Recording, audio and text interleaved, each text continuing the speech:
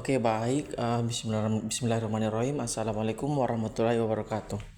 Sebelum itu, perkenalkan, nama saya Imam Habibi dari jurusan Perbankan Syariah D.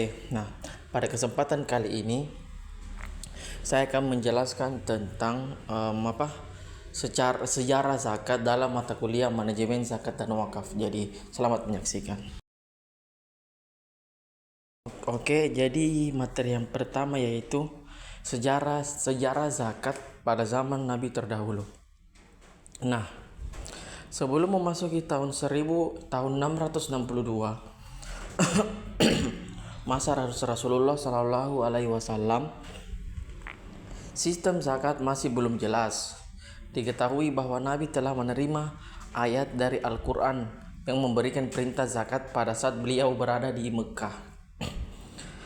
Nah, setelah memasuki tahun kedua di Mekah, Nabi Muhammad SAW menerapkan sistem zakat secara lembaga, yang pada saat itu zakat yang paling pertama diterapkan adalah zakat fitrah di bulan suci Ramadan, dan zakat mal diketahui diterapkan pada bulan berikutnya Nabi Muhammad SAW ketika Nabi berada di Mekah pada saat tersebut. Oke, baik.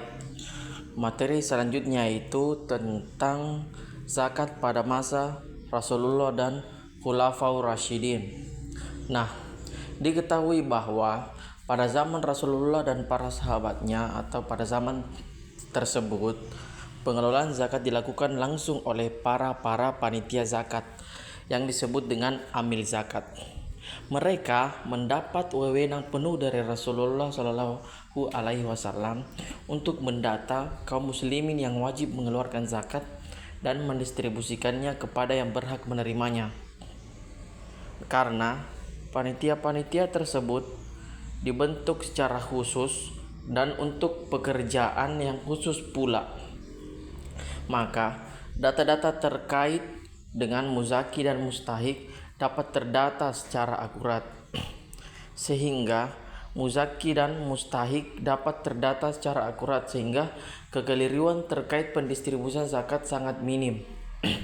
Hal ini yang diterapkan di awal periode awal Islam, di mana pengumpulan dan pengelolaan zakat dilakukan secara terpusat dan ditangani sepenuhnya oleh negara lewat Baitulmal. Nah, pada zaman tersebut zakat dikelola oleh lembaga-lembaga amil zakat, karena dengan dikelolanya oleh lembaga-lembaga amil zakat, maka zakat yang diberikan tersebut dapat terdistribusikan, dapat tersalurkan kepada orang-orang yang memang berhak menerima zakat tersebut.